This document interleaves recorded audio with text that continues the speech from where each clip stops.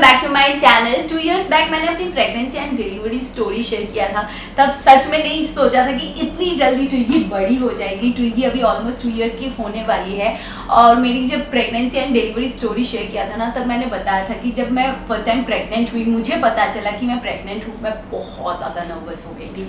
वो इसलिए क्योंकि मेरे मन में बहुत सारे सवाल चल रहे थे। क्या मैं सब कुछ अच्छे से संभाल पाऊंगी? क्या उसके अपब्रिंगिंग में कोई मिस्टेक मैं कर देती हूँ तो क्या होगा? क्या मैं अच्छी माँ बन पाऊंगी? सच में ये बहुत सारे सवाल थे। इन सारे वजह से मैं बहुत ज़्यादा नर्वस हो गई थी। और ट्विगी कुछ कर रही है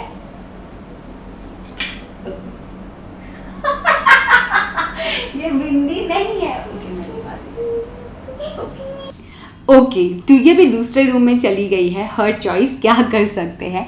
जहाँ पर मैं थी कि ये जो प्रेगनेंसी का टाइम होता है ये बहुत ही डिफ़िकल्ट और कंफ्यूजिंग होता है, क्योंकि आपके मन में बहुत सारे सवाल होते हैं कि आप अच्छे से सारा सब कुछ कर पाओगे या नहीं, आप मिस्टेक करते हो तो क्या होगा। आई थिंक ये सिर्फ मेरे साथ ही नहीं, जो भी एक्सपेक्टिंग मॉम्स है उन्हें ये फेस करना ही पड़ता है। इवन जो एक्सपेक्टिंग मॉम्स है वो अभी भी मेरे साथ बहुत अच्छे से रिलेट कर पा रहे होंगे। But finally with God grace मैंने अभी तक सब कुछ ठीक ठाक संभाल लिया है। #I'm miracle mom।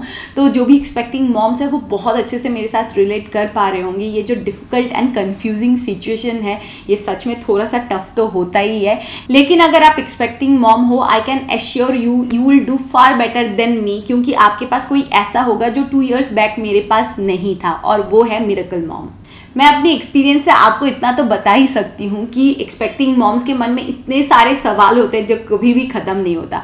मैं हर मंथ अपनी डॉक्टर को विजिट करती थी और बहुत सारे सवाल पूछती थी उनसे, और उसके बाद जब मैं वापस आती थी, घर आने के बाद मुझे याद आता था, अरे मैंने ये तो पूछा ही नहीं।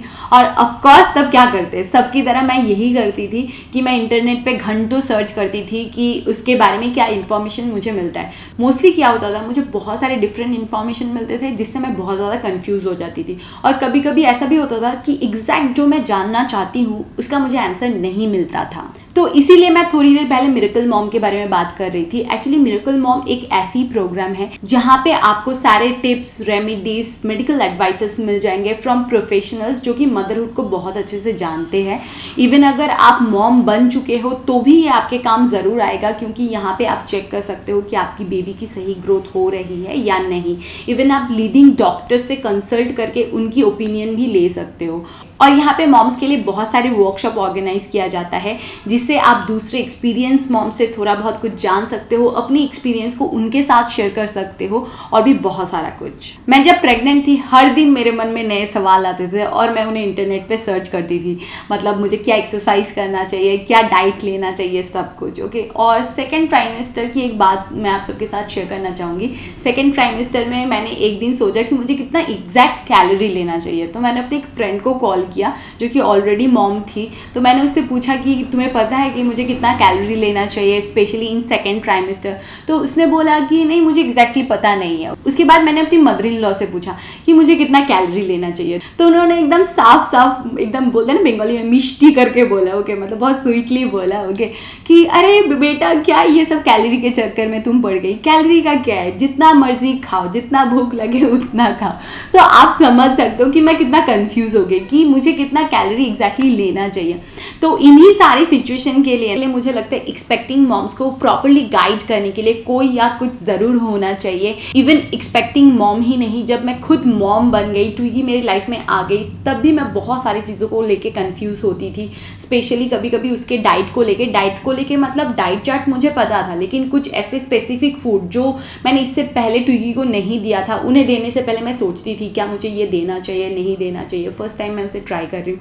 तो इन्हीं सारी चीज़ों को लेके बहुत ज़्यादा कन्फ्यूजन जो होता है वो मुझे लगता है मॉम्स के लाइफ में होता है। इवन मैं ही नहीं, 66% इंडियन मॉम्स का यही मानना है। जब गुड पेरेंटिंग की बात आती है तो बहुत डिफरेंट पर्सन्स के डिफरेंट ओपिनियन होते हैं, जिससे जो पेरेंट्स हैं वो बहुत ज़्यादा कंफ्यूज हो जाते हैं। इसीलिए मुझे लगता है सारे कंफ्यूजन से दूर रहने के लिए मॉम्स एंड एक्सपेक्टिंग मॉम्स को ज़रूर मिरेकल मॉम ज्वाइन करना चाहिए। अगर आप इस प्रोग्राम को ज्वाइन करते हो तो सारे प्रोडक्ट्स एंड सर्विसेज में आपको डिस्काउंट मिल जाएगा।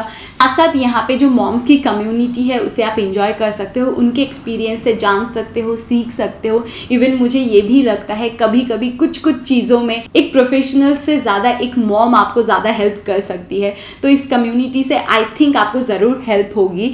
तो अगर आप मिरेकल मॉम को ज्वाइन करना चाहते हो, सारे डिटेल इन्फॉर्मेशन आपको डिस्क्रिप्शन बॉक्स में मिल जाएगी, आप ज़रूर चेक कर लीजिए। और इस वीडियो को मैंने सिर्फ मॉम्स एंड एक्सपेक्टिंग मॉम्स के लिए बनाया है, क्योंकि मुझे पता है आपके लिए ये जो टाइम है कितना डिफिकल्ट होता है, और मैं चाहती हूँ इस वीडियो से आपकी हेल्प हो जाए और इस प्रोग्राम को ज्वाइन करके आपकी हेल्प हो जाए और साथ साथ आप दूसरे की भी हेल्प कर पाओ। So hopefully moms and expecting moms के लिए ये वीडियो हेल्पफुल रहा होगा। तो मेरे आज के वीडियो को मैं यहीं पे खत्म करती हूँ। मिलते हैं मेरे नेक्स्ट वीडियो में, तब तक के लिए bye bye and take care, love you all, bye.